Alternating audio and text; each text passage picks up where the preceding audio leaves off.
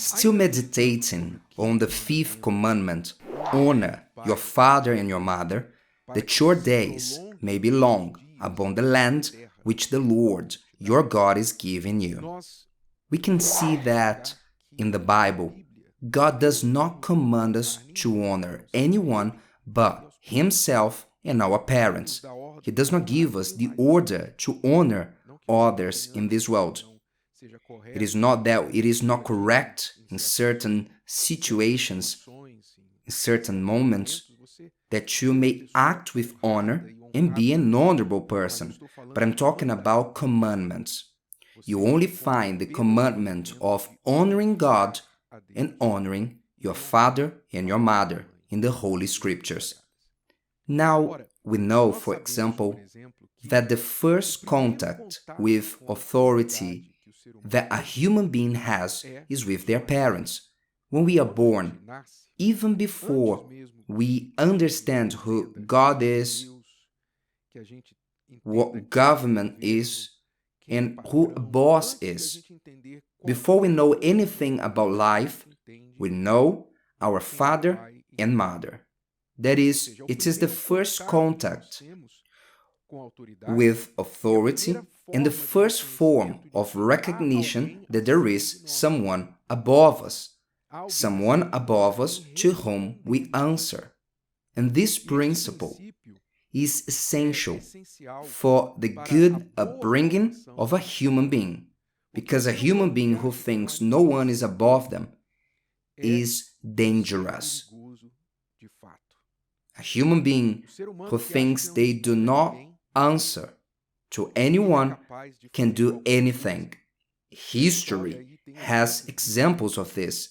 Between them, Hitler, who thought to be powerful enough to do anything, and he did not answer to anyone. Look what he did. So the human being who answers to no one is very dangerous. Therefore, God gave us a father and a mother so that we have the first contact, the first understanding that there is someone above us. This brings us a important information and power, this power of parents and children, this power of a united family. It's so powerful that when you look throughout history, you will see that those totalitarian, absolutist governments seek for what?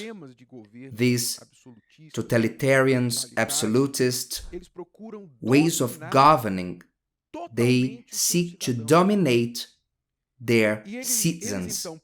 And for that, to dominate completely the citizens, they seek to break the link between parents and children. Break the link between parents and children. Why? Because if the children do not respond to their parents, they do not have affection, respect, or any feeling of respect towards their parents, they are easier to master. Yes, because the sense of belonging which the family brings to us, which makes us to fight for what is ours, is broken. If you have no sense of family, you have no sense of belonging. So then you belong to no one. If you don't belong to anyone, there's no one to fight for. So you are weaker. You become easier to be dominated. This is very important for you to understand. If I have no family to fight for, so I have no purpose in this life. So it's easier to dominate me. So family has always been an enemy of evil. It's not by chance that Jesus said on Matthew 12:25, he said the following: "Every kingdom divided against itself is brought to desolation, and every city or house divided against itself will not stand." He said more, if Satan casts out Satan, he is divided against himself. How, then, will his kingdom stand? In other words, authority is so powerful, so great, that even Satan understands the power of it. Not even Satan fights against himself. Not even demons fight each other. They respect authority so that they can exercise the power of destruction over the human being.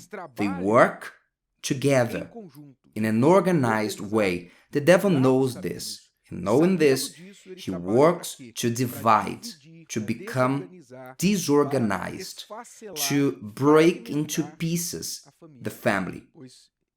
He knows this truth, that a kingdom divided against itself is brought to desolation. So it's in the interest of evil. Parents do not honor their children, and children do not honor their parents. Husbands and wives may not be together. It is in the interest of evil that family may be divided, because family is the first core of society, is the first way of unity of society. Evil, knowing this, they work to destroy the family. So, what is the lesson we have to take? The family teaches what authority is. Authority is essential. The understanding, the respect for authority is essential for you to be a strong, well-raised person, so that you have support from people who respect you, and you give support to people who belong to your family. It's important for you to have this understanding.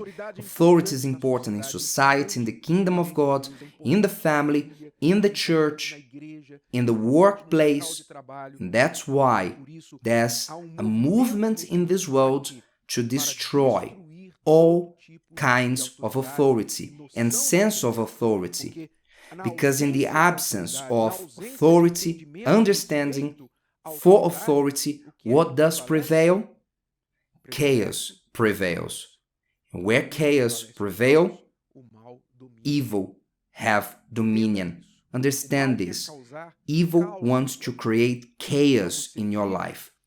So you, child, evil excites you to disobey your parents.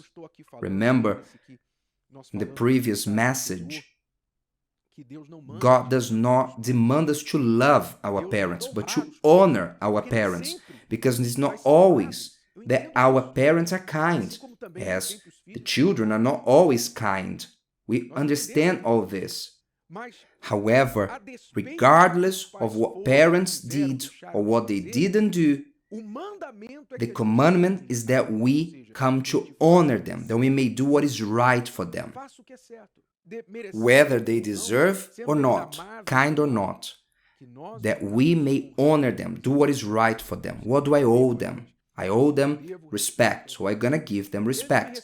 They didn't take care of me, they didn't respect me, but I will respect them. I owe them that. Their debts will not lead me to have debts with them.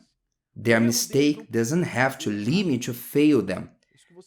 That's what you need to understand. You had a broken family, a father or a mother who were absent. You do not need to return evil with evil. You can do differently. This means to honor. I will honor not because the person is deserving. I will honor because I'm an honorable person. I see myself as someone who is above, returning evil with evil. That's why I will honor. Do you see the difference? Parents must be honored regardless if they deserve it or not, if you love them or not, if they were caring, kind or not. It's the commandment of God. It's a commandment. Full stop. It's a law. We obey it. Those who have reasoning obey. That's why the commandment comes with a promise. Those who obey will have a long life upon the land. Understand, to honor your father and mother teaches us to respect authority, to have authority with responsibility, which means you learn to be a person of authority there at your workplace, at your school, in the church, if you learn to honor your parents, so you learn to be an authority of respect without stepping on others wherever you go. Do your best to keep this commandment, and if your parents are no longer here, are already passed, so do it for God, because the father and the mother symbolize God and the church for us. The father represents God, the mother represents the church. So how have you treated your spiritual parents? Think about it, because the father and mother in this land are not eternal, but God is eternal, and the church will be with him forever. And if you want to be with him forever, it's good to honor the father and to honor the church, the spiritual mother too. If today's video helped you and you know someone that could benefit from it, share it with them, and if you haven't subscribed to the channel, you may do so now. See you later.